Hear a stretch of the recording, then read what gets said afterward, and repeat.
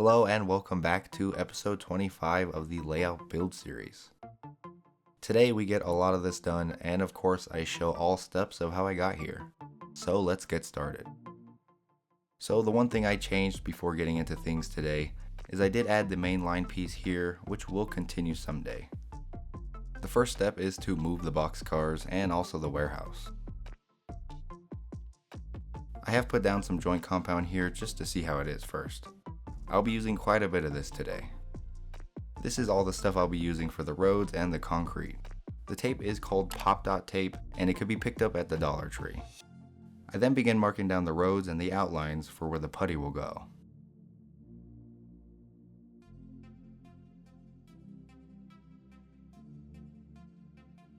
Now we have a better idea of where everything's going to go, including the road next to the building.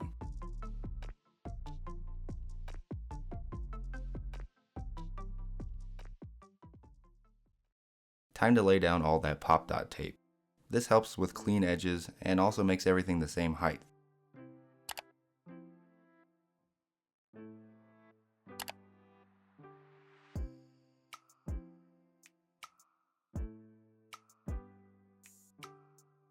That step is complete, and now we can move on to the joint compound. You do want to take your time with this because the better you make it look now, the less sanding you will have to do later on.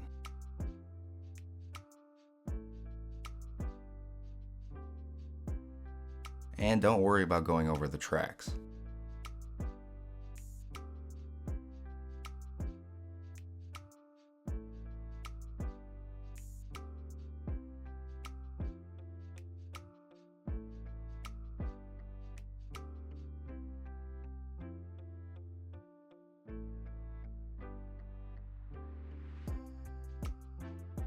After an hour or so later, we do have our lots and our roads paved, and of course we do have to wait for them to dry.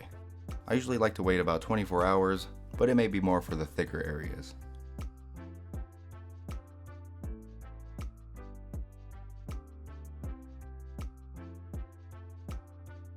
It's the next day and now we have to sand everything down. I've used the same sandpaper from Walmart for a while, but it works pretty well.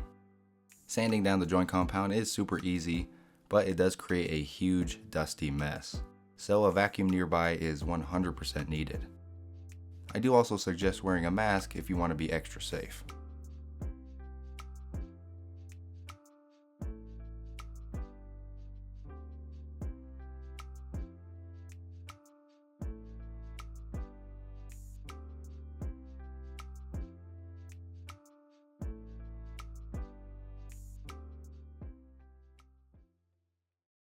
Once the first round of sanding is done, I do decide to remove the tape. This is one of my favorite things to do when making the roads.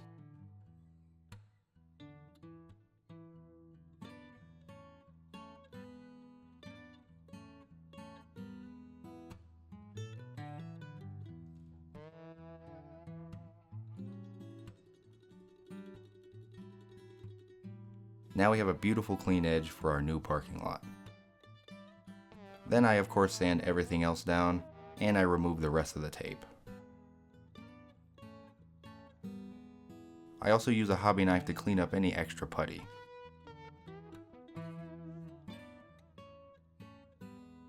But I do like to brush away any kind of debris I have now, just to make things easier down the road.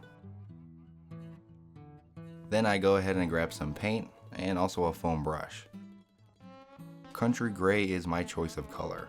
This is the best and cheapest way if you do not have an airbrush. I then put some paint in all the needed places and I paint away.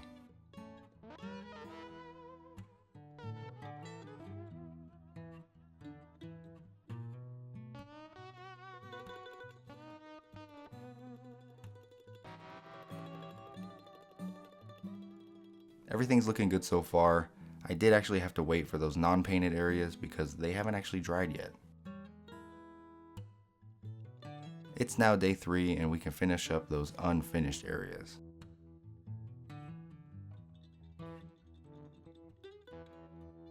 When it comes to the track area, do be careful and try not to sand the actual rails, because obviously you do not want to damage the rails. To allow the flanges on the wheels to go through, I use a hobby knife to scrape the very inside of the rail, and this will allow the wheels to go through smoothly. Essentially, you want the rails to be slightly higher than the roads to prevent any derailing.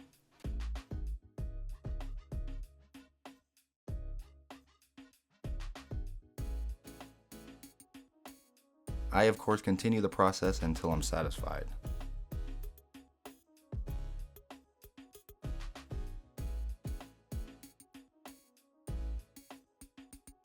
Once complete, I test out the track to make sure it works.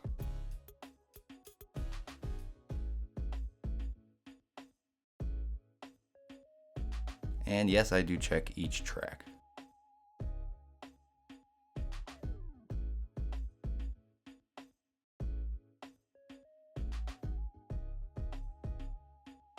Then I moved on to sanding and painting the rest of that joint compound. This section in particular will be painted a lighter gray. This will allow for better variation in color when it comes to the actual concretes. In this actual scene though, I am using the regular gray, but later on I do go over it with the lighter gray.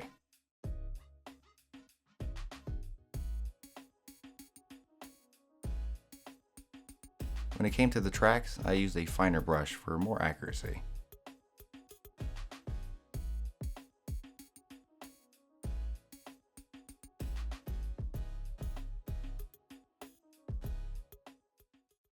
Now we have a good foundation to work with from here on out. Overall, this took about 3 days of work.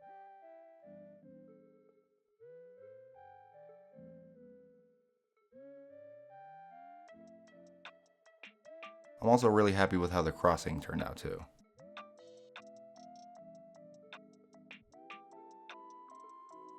And we also put the warehouse back to kind of see how it looks together. Now since all the concrete is done, we can move on to the ground cover and the dirt. Same process as always. Paint goes on, then the dirt, then the isopropyl alcohol followed by the glue. Now I won't go into full specifics on everything since I have done this many times in the previous episodes. But if you do have any questions at all, please do write them down in the comments below. This dirt did end up being a little bit too dark for my liking, so I will end up going over it again with a lighter shade. After a short while, we have everything glued. I also filled this small section with that joint compound. The transformer isn't painted yet, but it will go there, and I also filled that small space there with ballast, which makes it look very nice. I did also ballast all the track next to the building, and I did that with a fine gray blend ballast from Woodland Scenics. So far so good with the progress, but there's still so much left to do. It's the next day now and everything is dry.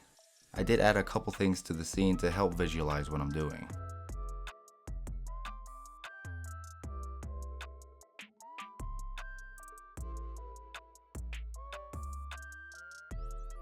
I did paint the transformer this Kelly green, but it is a little bit more green than I would like, so I might end up weathering it a little bit more later on.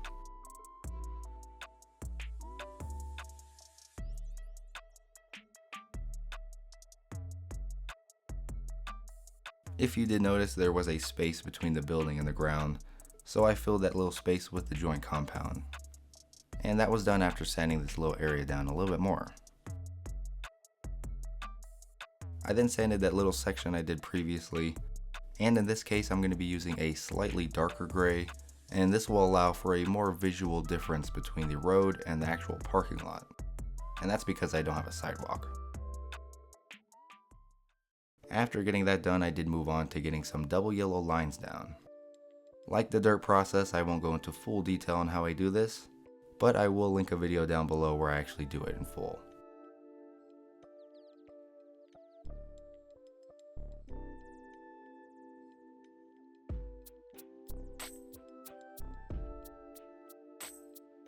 This foam area also got painted just to get rid of that pink. I will be doing something here, I'm just not sure yet. One of the last things I do get done is I replace that dirt with a lighter colored dirt, like I stated before.